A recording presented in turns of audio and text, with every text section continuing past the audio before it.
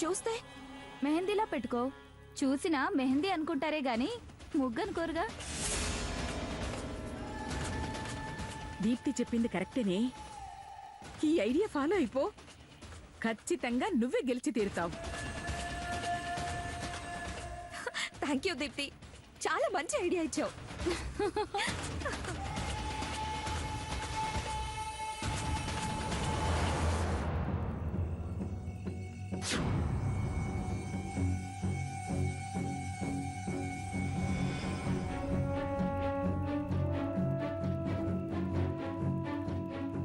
పాయసం కుదరలేదనే ఫీలింగ్తో రేపటి పోటీ గెలవలేననుకోకు. ఖచ్చితంగా గెలిచి తీరాలి అనే నమ్మకంతో పార్టిసిపేట్ చేయి. డెఫినెట్గా గెలిచి తీరుతావు. అవును ధరణి, అయినా నీకు ముగ్గులు వేయడం బానే వచ్చుగా. వచ్చనుకోండి, కానీ వారు ఏ కండిషన్స్ పెడతారో. కండిషన్స్ ఏం పెట్టినా నువ్వేం టెన్షన్ పడకు. నిదానంగా జాగ్రత్తగా మంచి ముగ్గు వేయి. ఓకేనా? ప్రయత్నం చేస్తాను.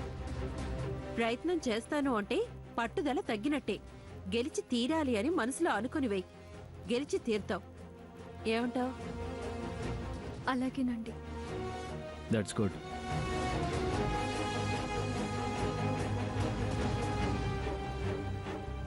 ధరణి, ముగ్గులు ప్రాక్టీస్ చేద్దామా? నువ్వు పెన్ను పేపర్ తీసుకురా.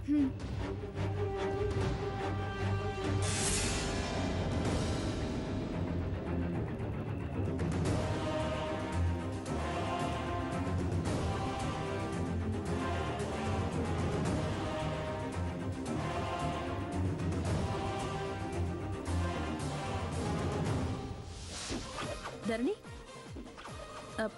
ఈ గ్రీన్ కలర్ వే.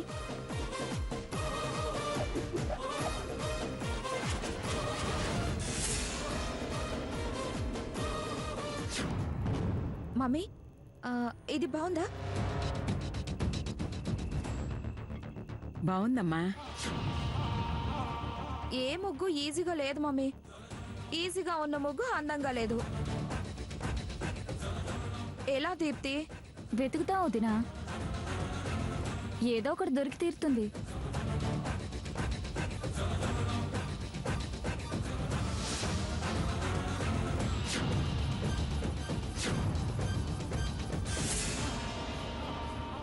మమ్మీ, ఇది ఫైనల్ చేసేద్దాం.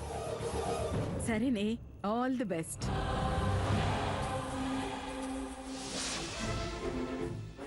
అక్క, ఇదిగో, దీనికన్నా ఆరెంజ్ బాగుంటుంది అక్క.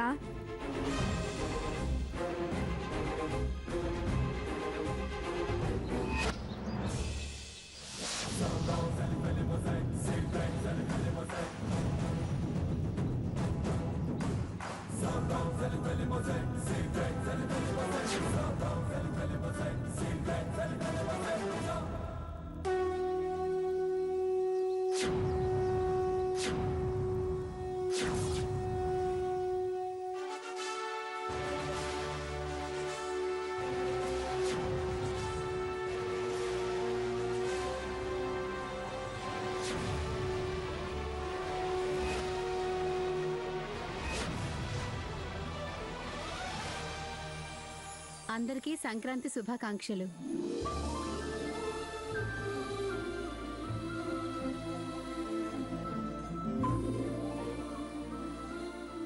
ఈరోజు ధరణి చంద్రలేఖల మధ్య ముగ్గుల పోటీ ఉంటుందని నిన్నే అమ్మమ్మ గారు మీ అందరికీ చెప్పి ఉన్నారు.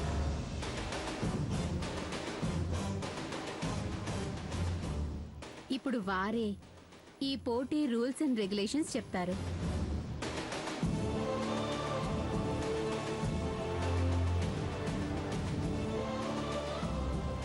కూర్చోండి.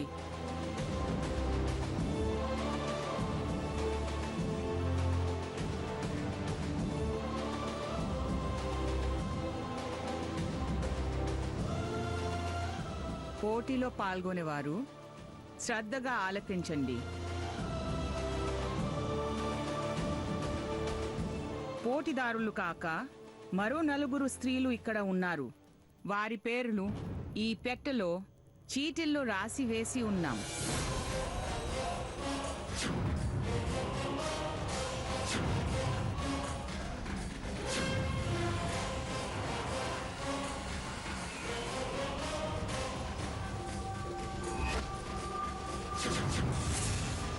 పోటీదారులు ఈ చీటీలు ఒకరి తర్వాత ఒకరిగా చెరో 2 చీటీలు తీసుకోవాలి.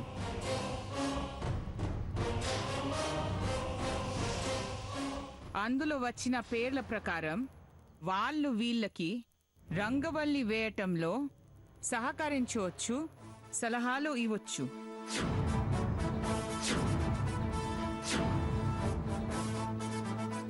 ముగ్గు వేయొచ్చు. అయితే ముగ్గు వేయటానికి కేవలం 20 నిమిషాల వ్యవధి మాత్రమే ఇవ్వడమైంది.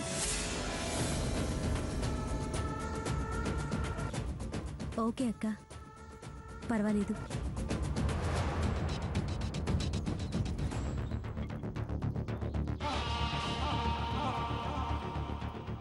మీ ఇద్దరు సిద్ధమేనా?